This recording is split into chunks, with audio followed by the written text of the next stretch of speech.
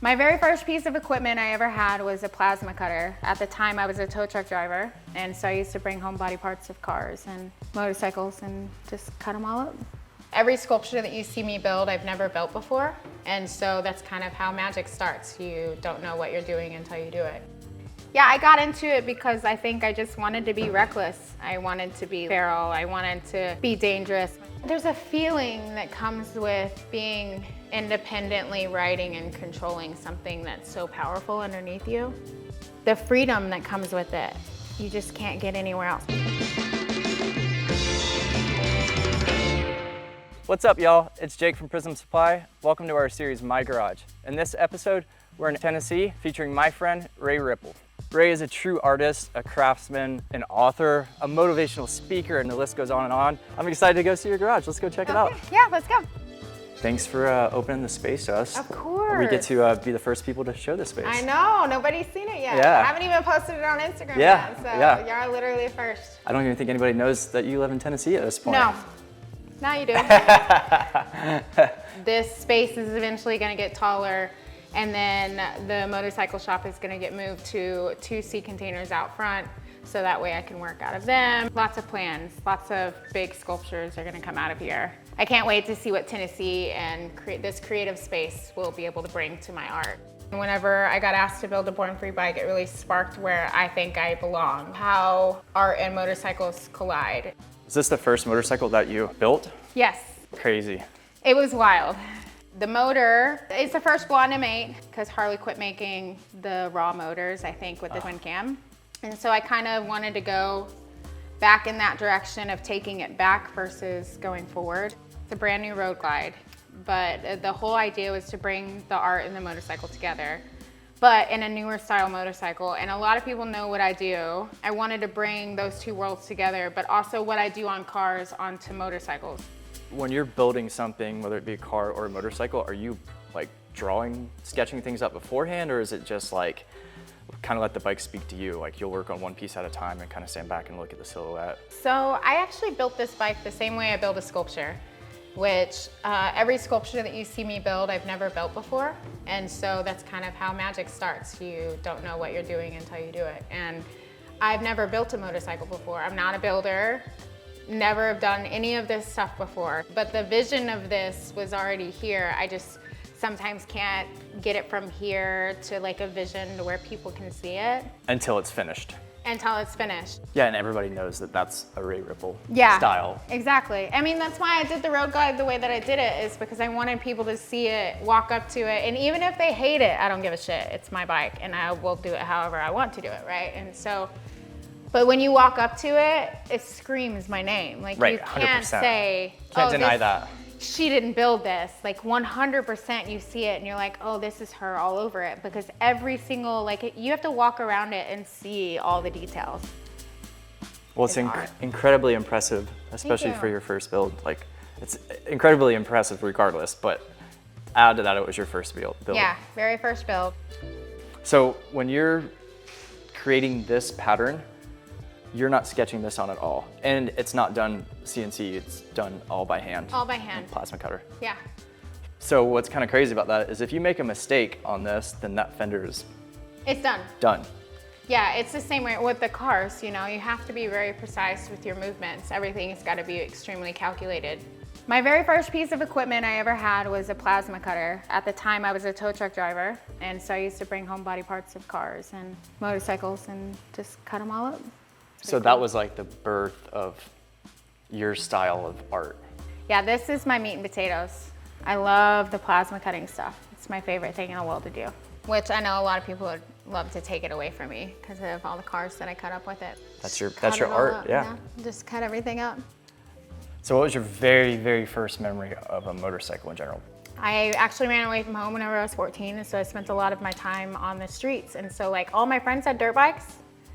And so I remember the very first time I ever rode a dirt bike, I pretended like I knew how to ride, and I didn't know how to ride, and so I never knew how to shift. I didn't shift, I did nothing. I just rode it in first gear all over this property, and it was just like, it sparked something, and that's the feeling I wanted to chase. I've been chasing, I think, that feeling of never shifting out of first gear for a long time, and it's weird how it makes its way back to you, you know, and so that's. And now you're in 5th gear. Now. Crushing life. Hell yeah, 6th gear. Yeah, I got into it because I think I just wanted to be reckless. I wanted to be like feral. I wanted to be dangerous. My whole life I'd been a single mom and just doing the right thing. Like I always had to do the right thing. I always had to be at work. I always constantly working all the time, constantly doing whatever all the time. And so buying a motorcycle was for me, and the kids were old enough that I could just sign a life insurance policy and they were good to go, you know? And so that's kind of how I looked at it. But it's so weird how we start, I think, something for the wrong reasons, and it turns out to give you like a whole different outlook on life.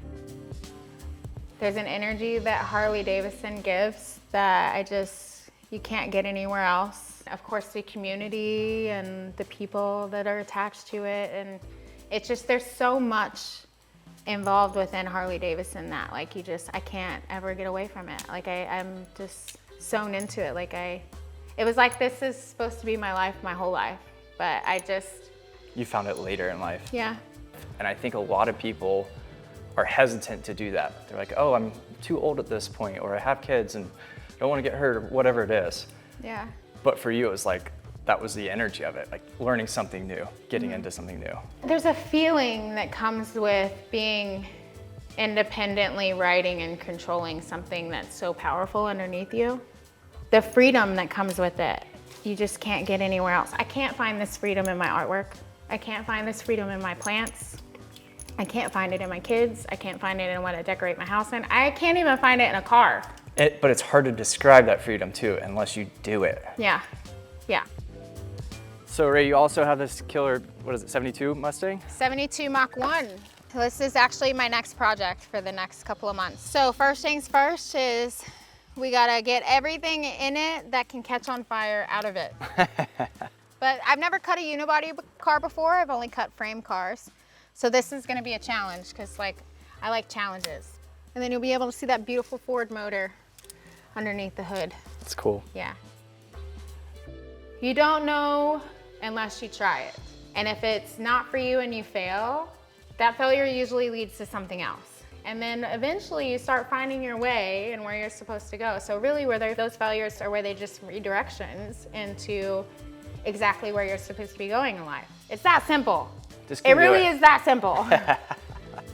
So this right here is definitely my favorite thing on the planet right now. I do a lot of work with kids and with the children's book, of course. And so like, this is something we really, really need in the world because we have a dream gap. You get into about 1st or 2nd grade and you go to the teacher and you're like, oh, I want to be a welder when I grow up. And that's when it starts, where they're like, well, you don't think you should choose a girl job, like a nurse or whatever. And so it starts this gap where kids really forget who they want to be when they grow up. And I think in the trades and welding and being, you know, a tow truck driver, firefighter for as long as I was, that I think the spark is there earlier than we anticipate. I think if we feed that in kids, that we would have more craftsmen, more tradesmen, and more builders and more, you know, artists, and, you know, probably a whole lot more love in the world if we just let these kids be who they want to be from the second they grow up. And so this right here is a seed that I'm planting that eventually is going to turn into a tree and will be eventually where little girls are going to be able to buy a welder Barbie one day on the shelves, or a trades Barbies, or a tow truck Barbie, or an electrician Barbie. I would totally buy this for my daughter. Would you? Oh, 100%. You've obviously done so many things already in your career, written books, motivational speaker, sculptures, built cars, motorcycles. I'm sure I'm missing 5 other things. But what's the thing that you really want to be remembered for, like long term? The kids. I think I've spent a lot of time in my life in a very dark place. And so like coming out of the family life that I came out of, we all become products of our environment. And so with that being said, like I want to fight for everybody that comes after me to never become products of their environment. And so now I have this responsibility to show people that come out of situations that I've come out of that there's a way out and that you can write your own story. Shifting people's way of thinking, even as a small child, can grow up and say, because of her, I was able to have the confidence to do whatever, when really it was never me to begin with. It's just somebody needed to believe in them. Could you imagine if I would have started, somebody came to my school when I was in elementary school, when I was going home to abusive, drug-ridden parents and in and out of the system and all of that kind of stuff. If one person would have walked up to me and said, you know what, I'm gonna show you a way to get out of this, but you're just gonna have to give yourself some time and learn and grow and plant seeds so that way you can sit under those shade trees when you get older.